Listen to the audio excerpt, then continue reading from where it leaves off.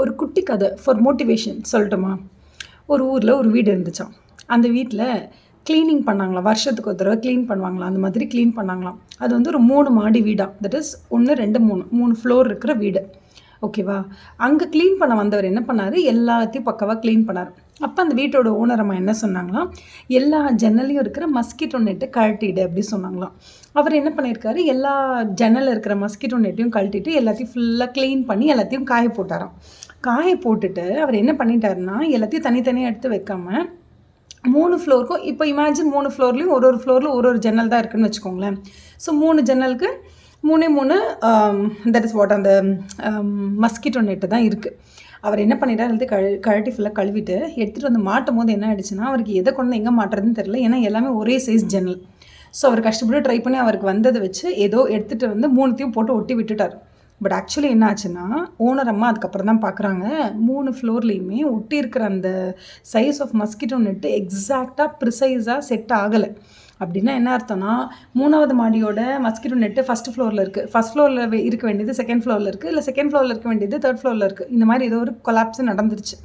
So clean பண்ண வந்தவரும் இது clean பண்ணி முடிச்சுட்டு சாயங்காலம் ஏதோ அவருக்கு வந்ததை ஒட்டி விட்டுட்டு அவர் கிளம்பிட்டார்.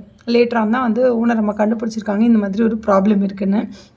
அப்போ என்ன ஆச்சுன்னா, அதுக்கப்புறம் இவங்க நினச்சிட்ருக்காங்க, சரி ஓகே நம்ம என்ன பண்ணலாம், ஃபர்ஸ்ட் ஆஃப் ஆல் 3த்தையும் எடுத்துகிட்டு வந்துட்டு 3 மஸ்கிட்டோ நெட்டையும் எடுத்துகிட்டு வந்துட்டு அழகாக எது எங்கெங்கே செட் ஆகுதுன்னு நினச்சி நம்ம போட்டுடலாம் அப்படின்னு நினைக்கிறாங்க மனசில். ஓகே, இது வந்து ஒரு பெரிய வேலைன்னா ஃபஸ்ட் ஃப்ளோர்லேருந்து அது பிக்கணும், செகண்ட் ஃப்ளோர்லேருந்து அதை கழட்டணும், தேர்ட் ஃப்ளோர்லேருந்து கழட்டிட்டு எடுத்துகிட்டு வந்து தட் இஸ் ஃபார் எக்ஸாம்பிள் ஒரு விண்டோவுக்கு வந்து 2 மூடி மாதிரி இருக்கும், போட்டால் தான் அந்த மஸ்கிட்டோ நெட்டு செட் ஆகும்னு வச்சுக்கோங்களேன்.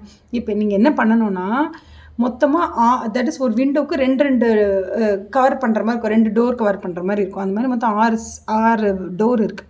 இந்த 6 டோரையும் ஒன்றா கையில் எடுத்துகிட்டு வந்து வச்சுக்கணும். ஆக்சுவலி ஒர்க் எப்படி பட்டதுன்னா இப்படி தான், ஃபஸ்ட்டு 6த்தையும் கையில் எடுத்துகிட்டு வந்து வச்சுக்கிட்டு ஃபஸ்ட்டு என்ன பண்ணோம், 6த்தையுமே வந்து என்ன பண்ணணும்னா ஒன்றா மாட்டி பார்க்கணும். கிரவுண்ட் ஃப்ளோரில் செட் ஆகிடுச்சு, மிச்சம் 4க்கு எடுத்துகிட்டு ஃபஸ்ட் ஃப்ளோர் போகணும். அங்கே 2 செட் ஆகும், அப்புறம் செகண்ட் ஃப்ளோர் போகணும். இது ஒரு பெரிய ப்ராசஸ் தானே. இது அப்புறம் பண்ணலான்னு ஓனர் அம்மாவும் பண்ணவே இல்லையா. அப்புறமா ஒரு நாள் என்ன ஆச்சா, இப்படி நம்ம வந்து மொத்தத்தையும் சேர்த்து ஒரே நாள் பண்ணலாம் அப்படின்னு நினச்சோன்னா 3 ஃப்ளோர்லேயும் கட்டுறதும் ஒரு வேலை, 3 ஃப்ளோர்லேயுமே ஒரு ஃப்ளோராக போய் செக் பண்ணுறது பெரிய வேலை, மேலே பண்ணவே முடியாது அப்படி சொல்லிட்டு அவங்க என்ன டிசைட் பண்ணியிருக்காங்க அதுக்கப்புறமா அப்படின்னா, அவங்க என்ன பண்ணாங்கன்னா, ஃபஸ்ட்டு ஏதாவது ஒரு ஃப்ளோர்லேருந்து முதல்ல அதை கழட்டுவோம் அப்படின்னு சொல்லிட்டு ஒரு நாள் என்ன பண்ணாங்கன்னா, வெறும் அந்த ஒரே ஒரு ஃப்ளோர் தேர்ட் ஃப்ளோர்லேருந்து என்ன பண்ணியிருக்காங்க, வெறும் அந்த 2 டோர் மட்டும், தட் இஸ் அந்த விண்டோக்கு 2 கொடுத்துருப்பாங்க இல்லையா மஸ்கிட்டோ டோர்ஸ், அதை 2 மட்டும் கழட்டுறாங்க. ஏன்னா எப்படி இந்த தேர்ட் ஃப்ளோருக்கு செட் ஆகலை அது அவங்களுக்கு தெரியும். ஒன்று செகண்ட் ஃப்ளோருக்கும் இல்லை ஃபஸ்ட் ஃப்ளோருக்கு தான் செட் ஆகுது. அவங்க என்ன பண்ணாங்களா, மாடியிலேருந்து கீழே வரும்போது ஒரு நாள் என்ன பண்ணாங்க, அந்த 2 டோர் மட்டும் எடுத்துகிட்டு வந்து செகண்ட் ஃப்ளோரில் வச்சுட்டு அவங்க அதுக்கப்புறம் திருப்பி அவங்க வேலையை பார்க்க போயிட்டாங்க. அதுக்கப்புறமா நெக்ஸ்ட் டே என்ன பண்ணியிருக்காங்கன்னா, அந்த ஃபஸ்ட் ஃப்ளோரில் கொண்டு வந்து வச்சாங்க இல்லையா, அதை அங்கே செட் பண்ணி பார்த்துருக்காங்க. ஒர்க் அவுட் ஆச்சுன்னா ஓகே, ஒர்க் அவுட் ஆகலைன்னா அதை அப்படியே அங்கே வச்சுட்டு அதை எடுத்துகிட்டு வந்து அவங்களுக்கு தெரிஞ்சிடும்ல, எப்படி செகண்ட் ஃப்ளோர் செட் ஆகலை, ஃபஸ்ட் ஃப்ளோருக்கு செட் ஆகலைன்னா 3வது நாள் என்ன பண்ணுவாங்க, எடுத்துகிட்டு போய் கிரவுண்ட் ஃப்ளோரில் மாட்டிடுவாங்க. ஸோ ஒரு வேலையை நீங்கள் உடனே பண்ணணும்னு நினச்சி அதை இன்றைக்கே பண்ணணும்னு பிளான் பண்ணாலுமே அதை ஒரே நாளில் பண்ணணுன்னா உங்களுக்கு 1 மணி நேரம் டைம் எடுக்குதுன்னு வச்சுக்கோங்க. ஐயோ 1 மணி நேரம் டைம் இல்லையேன்னு சொல்லி நீங்கள் என்ன பண்ணுவீங்கன்னா, அதை 1 மாதம் தள்ளி போட்டுருவீங்க. அதுக்கு பதிலாக நீங்கள் என்ன பண்ணணும்னா, இந்த ஓனர் அம்மா பண்ணாங்க இல்லையா, தட் செகண்ட் ஃப்ளோரில் அந்த கழட்டி கொண்டு ஃபஸ்ட் ஃப்ளோரில் வச்சுட்டு அவங்க பாட்டுக்கு திருப்பி பெருக்கிட்டு தொடச்சிட்டு அவங்க வீட்டு வேலையெல்லாம் பார்த்துட்டு அவங்க போயிட்டாங்க. திருப்பி அன்றைக்கி அந்த வேலை அதுக்கப்புறம் டச்சே பண்ணல.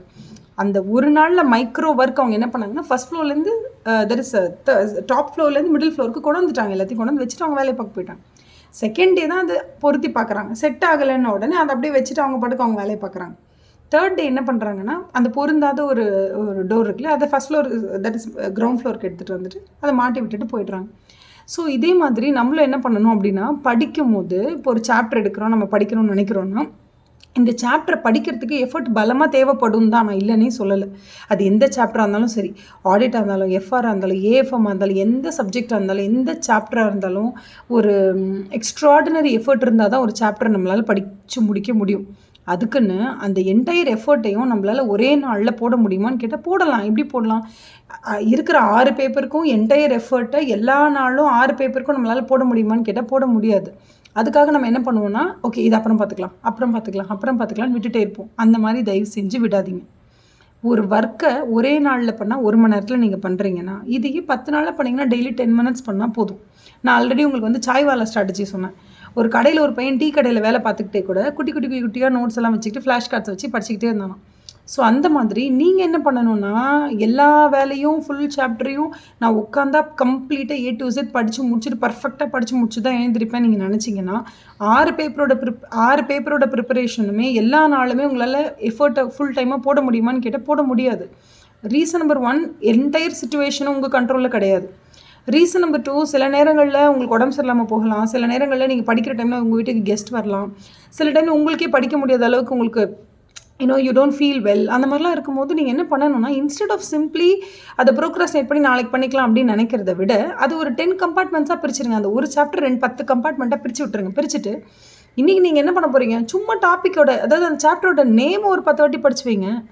அப்படி இல்லையா, வெறும் எம்சிக்யூ ஒரு 4 இருக்குது, அந்த 4 எம்சிக்யூ மட்டும் நீங்கள் படிங்க. புரியுதோ புரியலையோ ஜஸ்ட்டு பார்த்து வச்சுக்கோங்க. அப்போ மைக்ரோ லெவலில் நீங்கள் பிரிச்சிட்டிங்கன்னா இன்றைக்கி ஒரு 10 மினிட்ஸ் தானே, அது ஒரு சின்ன வேலை தானே, அதுக்கு போய் நீங்கள் வந்து ஒரு மணி நேரம் ஸ்பெண்ட் பண்ணணும்னு அவசியம் இல்லை. 10 மினிட்ஸ் ஸ்பெண்ட் பண்ணால் கூட அதுக்கு போதும்.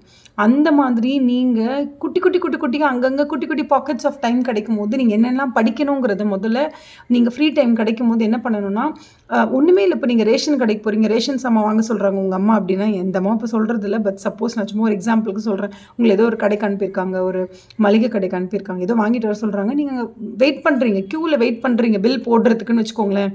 மோர் சூப்பர் மார்க்கெட்லையோ இல்லை ஏதோ சூப்பர் மார்க்கெட்டில் வெயிட் பண்ணுறீங்க பில் போடுறதுக்கு. அதுக்கு ஒரு 2-3 மினிட்ஸ் டைம் இருக்கும்ல.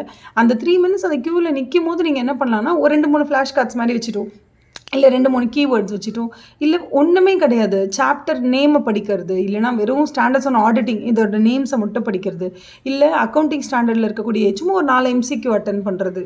அந்த மாதிரி சின்னதாக நீங்கள் பாக்கெட்ஸாக பிரிச்சுக்கிட்டிங்கன்னா ப்ரிப்பரேஷன் உங்களுக்குமே எப்படி அந்த மஸ்கிட்டோ நெட்டு 6த்தையும் ஒன்றா கழட்டி 6த்தையும் ஒன்றொன்றையும் ஒரு தடவையும் போட்டு பார்த்து மாட்டுறது எவ்வளோ கஷ்டமோ, அந்த மாதிரி சாப்டர்ஸை படிக்கிறதும் கஷ்டம் தான். Nobody set it is very easy. கஷ்டம்தான். அதை குட்டி பாக்கெட்ஸாக பிரித்து ஒரு வாரத்துக்கு படிக்கும் போது அது நமக்கு கண்டிப்பாக கம்ஃபர்டபுளாகவும் சுலபமாகவும் இருக்கும். இது நீங்கள் கண்டிப்பாக உங்களோட ப்ரிப்பரேஷனில் சின்னதாக குட்டியாக இன்ட்ரடியூஸ் பண்ணுங்கள். ஒரு நாளைக்கு உட்காந்து 2 மணி நேரம் 3 மணி நேரம் படிக்கணும்னு அவசியம் இல்லை.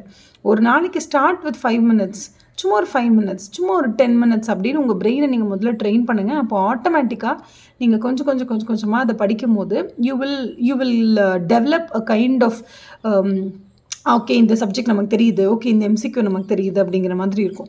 இனிஷியலி எடுத்தோடனே 100% நீங்கள் கவர் பண்ணணும்னு நினைக்காதீங்க. ரேண்டமாக சும்மா ஒரு 10 MCQ எடுத்து அதை படித்து அது ஆன்சர் என்னன்னு பார்த்து அது ரீசனிங் என்ன அப்படின்னு சொல்லி நீங்கள் கேட்டிங்கன்னா எவ்வளவோ AI டூல்ஸ் இருக்குது இன்றைக்கி. கிராக் மாதிரி AI டூல்ஸ் கிட்ட போயிட்டு இன்றைக்கி வந்து நான் ஸ்டாண்டர்ட்ஸ் ஆன் ஆடிட்டிங் படிச்சிருக்கேன், எனக்கு வந்து SA நம்பர் 200 நான் படிச்சிருக்கேன், அதை பேஸ் பண்ணி எனக்கு ஒரு 10 MCQ எடுத்து கொடு ரீசனிங்கோடனா அது எடுத்து கொடுக்கும். அதை நீங்கள் அழகாக உட்காந்து அந்த 10 MCQ காப்பி பேஸ்ட் பண்ணி வச்சுக்கோங்க உங்களோட வாட்ஸ்அப்பில் வச்சுக்கிட்டிங்கன்னா நீங்கள் எப்போல்லாம் டைம் கிடைக்குதோ அந்த 10 MCQ படிங்க. அப்போது ஒவ்வொரு ஸ்டாண்டர்டையும் நீங்கள் படித்து முடிச்ச உடனே அது ரிலேட்டடாக MCQ கேளுங்க. ஏதாவது ஒரு நோட் புக் எல்லாம் இருக்குது, எவ்வளவோ AI டூல்ஸ் இருக்குது, அதுக்கிட்ட நீங்கள் கேட்டிங்கன்னா அது உங்களுக்கு MCQ ப்ரிப்பேர் பண்ணி கொடுக்கும். CA இன்ஸ்டியூட்டோட மெயின் எக்ஸாமில் ப்ரிப்பேர் பண்ணுற மாதிரியே எனக்கு ப்ரிப்பேர் பண்ணி கொடுன்னு கேட்டாலும் அது ப்ரிப்பேர் பண்ணி கொடுக்கும். அந்த கையில் வச்சுக்கிட்டு டெய்லி 10 MCQஸை நீங்கள் ட்ரை பண்ணிக்கிட்டே இருங்க. ஓகே, ஸோ இப்படி ட்ரை பண்ணும்போது தான் கொஞ்சமாக அது மெயின் எக்ஸாமுக்கு நம்ம போய் உட்காரும்போது இது நம்ம எங்கேயோ பார்த்தோமே, இதுக்கு தான் ஆன்சர், ஆனால் எப்போ பார்த்தோன்னே மறந்துச்சு பாருங்க அப்படின்னு கூட உங்களால் ஒரு சில MCQஸை அட்டன் பண்ண முடியும்.